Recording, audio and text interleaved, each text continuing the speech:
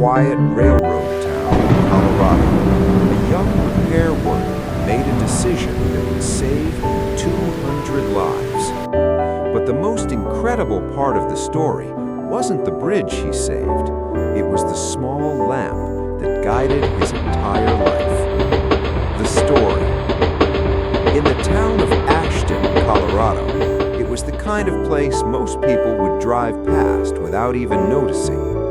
Tucked between tall pine forests and snow-covered mountains, Ashton was a small railroad town where life moved slowly. Wooden houses stood along narrow dirt roads, and every evening the soft glow of lanterns appeared in windows as the cold mountain air settled across the valley. Trains were the lifeline of Ashton. They carried supplies, letters, travelers, and news from the outside world. When the whistle of a steam locomotive echoed through the mountains, everyone in town could hear it. Among the workers who kept the railway running was a young man named Samuel Turner. Samuel was 23 years old, tall, quiet, and known throughout town as someone who never complained about hard work. His hands were rough from repairing tracks, tightening bolts, and lifting heavy steel rails. But Samuel carried something more important than strength. He carried a dream. Samuel's father had also worked on the railroad many years earlier. He had been a strong, honest man who believed that perseverance could carry a person through almost any hardship. Before he passed away, when Samuel was still a teenager, he gave his son two things. The first was a small oil lamp. The second was a piece of advice Samuel would remember for the rest of his life. "Son," his father had said quietly, "there will be times when life becomes dark. When that happens, you don't wait for the sun. You light your own lamp." From that day forward, Samuel kept them beside his bed. Every evening, after finishing his exhausting shift on the railroad, Samuel returned to his small wooden cabin on the edge of town. The cabin was simple. Just one room, a small table, and a narrow window facing the tracks. But each night, Samuel performed the same routine. He lit the oil lamp. Then he opened a book. While most of the town slept, Samuel studied. Engineering books, mathematics, drawings of bridges and machines. He borrowed every technical book the tiny Ashton library owned. Many people in town thought Samuel's late-night studying was pointless.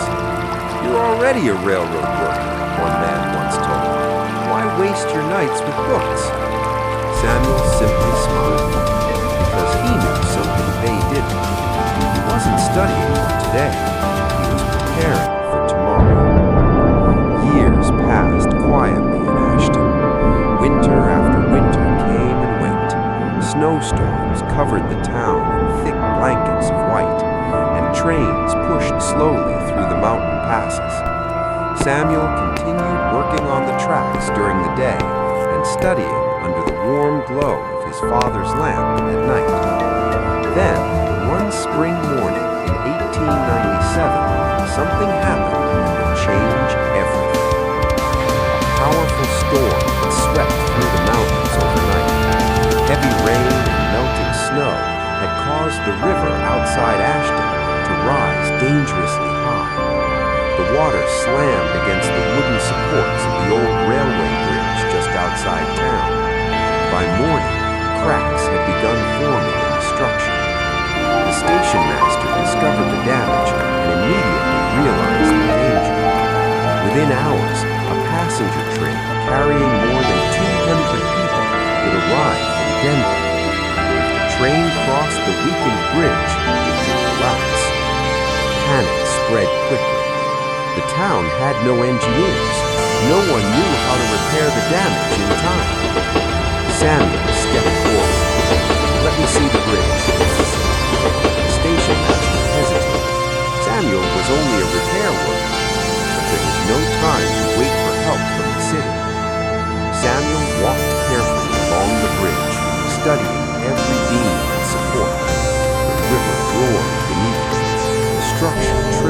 slightly under his boots. For nearly an hour, he examined the damage. Then, suddenly, an idea formed in his mind. He ran back to town and gathered several railroad workers. "Bring the spare beams and iron bolts from the repair shed." Working quickly, the small team carried heavy wooden supports onto the bridge. Samuel directed them with calm confidence. "Place that beam here. Tighten those bolts. Reinforce the center support." Rain soaked their clothes. The wind pushed against them. Their hands trembled from exhaustion, but they kept working.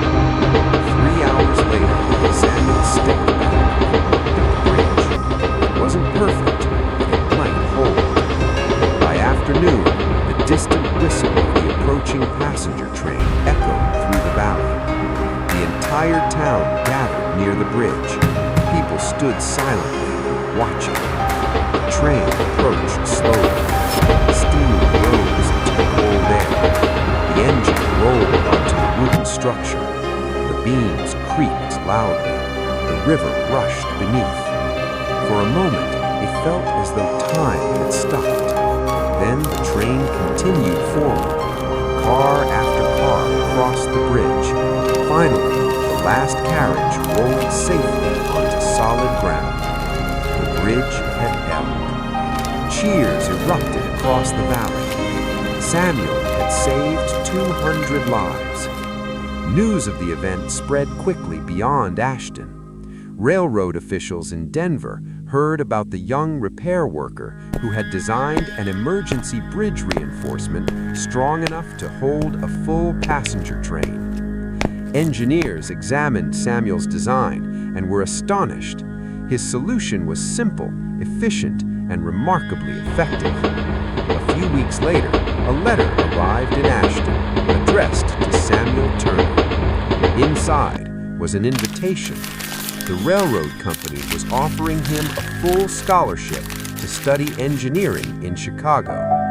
For the first time in his life, Samuel would leave Ashton. But before he left, he packed only a few things: his clothes, his notebooks filled with bridge designs, and a small oil lamp his father had given him. Years later, Samuel Turner became one of the most respected railroad engineers in the American West.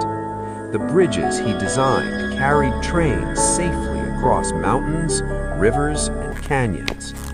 Thousands of passengers crossed those bridges every year without ever knowing the name of the man who built them. But Samuel never forgot where his journey had started. One winter evening many years later, he returned to Ashton. The town looked almost the same. The mountains still stood tall. The pine forests whispered in the cold wind. Samuel walked slowly to the place where his small cabin once stood. Then he took the old lamp from his bag. He lit it once more. The warm light flickered gently against the snow. Samuel looked toward the distant railway bridge, and for a moment he could almost hear his father's voice again. "When the world becomes dark, light your own lamp." Samuel smiled quietly, because he knew something many people never understood. Sometimes the smallest light can guide someone through the longest night. And sometimes the dreams that